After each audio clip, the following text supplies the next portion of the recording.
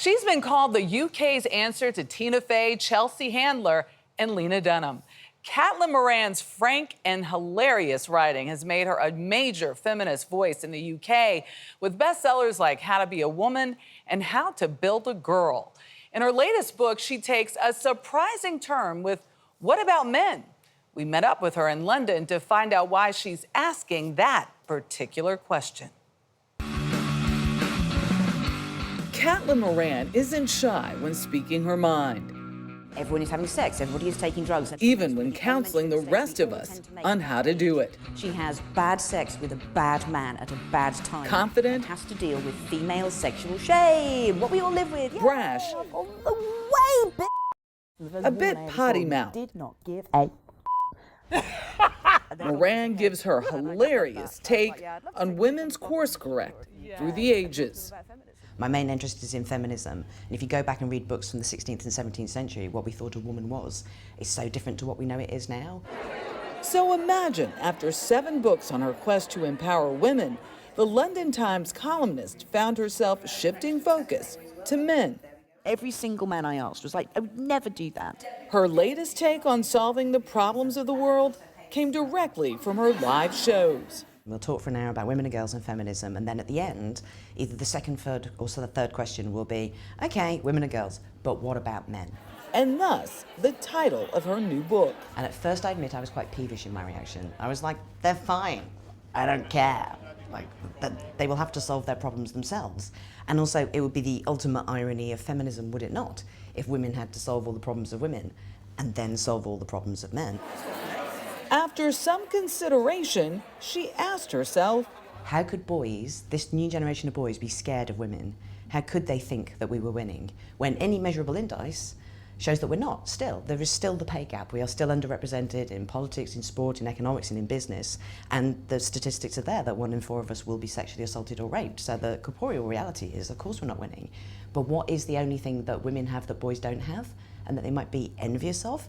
And it's feminism. You say this is a book with a very directed target audience. Specifically straight white men.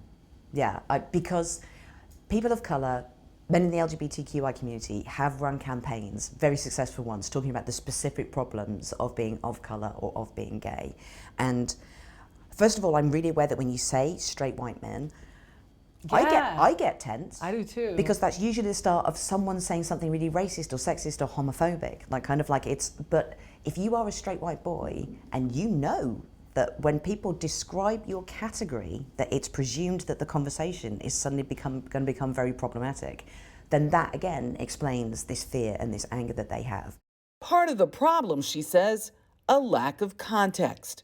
It's all about women at the moment. So if you're a 15-year-old boy who's grown up in this recent wave of feminism, you don't have the perspective of what a recent corrective is to 10,000 years of the patriarchy. You just think, oh, boys are losing. The liberal left, the progressive left, the feminist left, we made a mistake. We forgot to include boys in the conversation about what we wanted the future to look like. And we let people like Andrew Tate step into the vacuum. And empowering females is the easiest way to weaken the will of men. She rails against the online influencer now charged with rape and sexual exploitation, all of which he denies, and calls him a poster boy for misogyny. No, I'm innocent. But she also blames the silence of quite a few good men.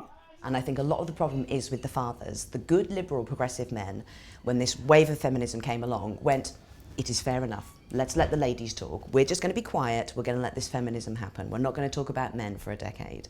But of course that means that no progressive liberal men have been talking about boys. They're not mentoring their young boys in the way that women of my age have been mentoring their girls so hard. One of 8 children, Moran grew up in public housing and was mostly homeschooled.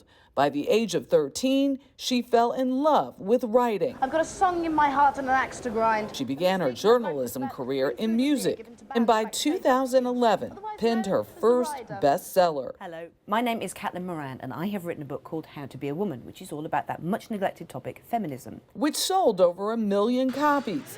Then her autobiographical novel, How to Build a Girl, I'm going to be a writer. was made into a movie.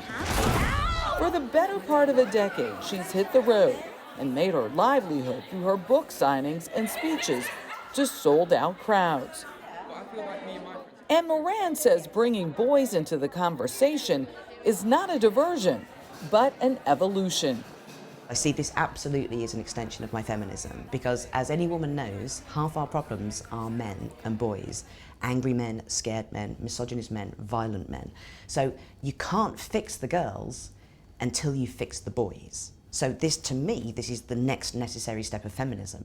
More than a step. Well, I hope ultimately there will be some kind of men's movement. So boys are more likely to be put on medication at school for disruptive behaviour. They're less likely to go on to further education.